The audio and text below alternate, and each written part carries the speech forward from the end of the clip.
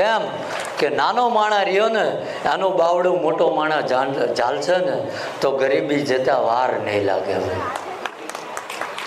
સમજાય? પા તો ઘણાકને એવી ઈર્ષાવૃત્તિ હોય કે તમે અમારા ઘરેથી લોટ લઈ જતા હતા ને હવે તમારા ઘરે ગાડી ઊંચાઈ થાય છે. આ વૃત્તિ પણ એના ભાગ્યમાં લખ્યું હતું ભાઈ, એટલે પરમાત્માએ એને આપ્યું અને તમારા બાપા મૂકીને ગયા હતા તમે હુતા હુતા નાશ વાળ્યો એને. સમજાય? એટલે જે કંઈ આપણે કર્મ કરવી છે, કોઈ પણ કામ ધંધો નાનો નથી. એ કદાચ 200 રૂપિયાથી મજૂરી હોય એમાં 2000 પગારદાર હોય ને તો જ્યાં લગીને આપણને મોટું કામ ના મળે ત્યાં લગીને આપણો ધંધો એ નાનો બંધ ના કરવો જોઈએ.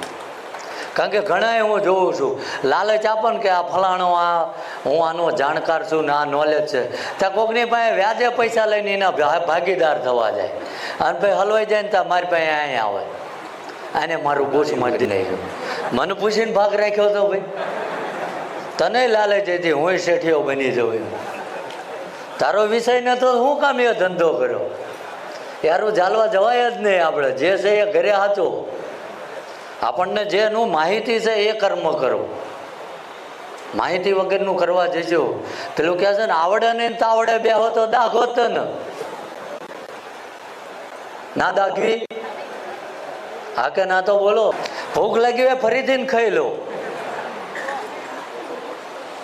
કહો હમણાં એમ કહો જે બોલો બખાડો કરીને લઈ લો જોઈ નાખો તો કોઈનો વારો ના આવે.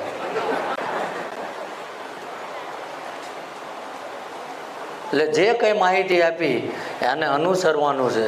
અને આ જે કંઈ મનમાં વ્યાધિ દુઃખ ઉપાધિ લઈને આવ્યા છો એ આજ આ જગ્યામાં કદાચ ઓટલે ફરીથી દર્શન કરવાનો મેળ પડે તો અહીંયા દાદાને આપી દેજો. ઘણીવાર મેં વચ્ચે ચાલુ કર્યું, મેં કહ્યું તમારી અરજી રહે ને એ દાદાને મૂકીને જતા રહો, તો દાન પેટીમાં નકરી ચીઠીઓ જ આવતી હતી. એટલે એમ લખવાની નથી કીધું ભલા નાભીથી મૂકી દેવાનું. હું ત્યાં ભણેલો છું, રોજ વાંચું. સમજાય કે નાભી સાંભળે ભલામણ મારું ભજન પડ્યું હોય, મારો વિશ્વાસ છે. પણ મેં ના કીધું કે જો 2 વાર 3 વાર આવે તો મારું તપ ગમે એનું હું આપી દઈશ. ભાઈ તમારી લાયકાત તો હોવી જોઈએ ને. લાયકાત વગરનું કોઈ હાલે હે? ઘરમાં ગાળિયા કાઢતો હોય, જૂઠું બોલતો હોય, મા બાપ એને વ્યવહાર ના આપતા ભગવાન ચાય થાય છે. ક્યાં છે ને કે આને ના હાલે ને કે બધું વેચી ખાશે એમ ક્યાં છે ને એમ. એટલે ફરી વાર આવી રીતે આવશું. આ એક જ એવું આ બીજા જે કરતા હોય પણ દાદાનો ઉદ્દેશ્ય એ છે કે જે કંઈ જે વ્યાધિ લઈને આવશે અને એના ભાવમાં કભાવ નહીં હોય તો મારો ઠાકર એની મદદ કરવા આવે આવે ને આવે ભાઈ. આ મારો વિશ્વાસ છે. ઘણા અને આવે હું જોઉં છું અઠવાડિયેથી ધામા નાખ્યા. અમારે કે ઘરે શું કામ છે તો ગામમાં કડિયા કામમાં જઈજો પણ અહીં ધામા ના નાખતા ભાઈ. હા જમવાના ટાઈમે આવી જઈજો જમાડ લે પછી એ 20-25 રમકડા હારે લઈને આવ્યા ને એને સાચવવા અમારા ઘરાય વાણું. એટલે એટલી કાલી ગેલી ભાષામાં બોલે એને કોઈ શીખવાડ્યું ના હોય.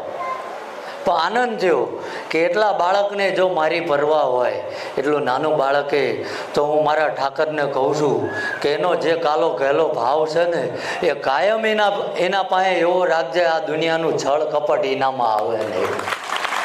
કારણ કે દુનિયા દો રંગી છે કહે છે ને કે રંગ કાલ મોટો થાય અને રંગ એનો બદલાઈ જાય. એને કાયમ એવું રાખજે અને સદા એનું કાંડું ઝાલેલું રાખજે.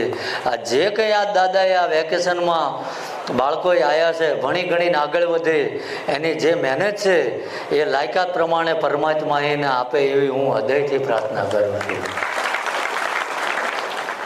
અને એ ગર્વ થયો કે જો તમારા દીકરી દીકરાને નાના નાય દર્શન કરવા લાયા તો કદાચ આપણા ઘરે એવા વૃદ્ધે છે જે હાલી ચાલી ના એકતા હોય, જેને મનમાં કંઈક એને સપના હોય કે મને મારો દીકરો ક્યાંક લઈ જાય તો કદાચ ભીડ હોય સોમ મંગળવારે ના લાવો પણ જ્યાં તમારું મન માને મહિનામાં 1 વાર દેવસ્થાને એમને લઈ જજો.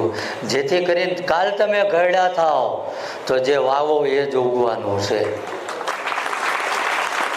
સમજાય ને? હા એમ પોતાના આત્મામાં રહેલો પરમાત્મા જગાડજો તો મૂર્તિમાં ગોતવાની ક્યાંય જરૂર નથી ભાઈ. એટલે હવે જે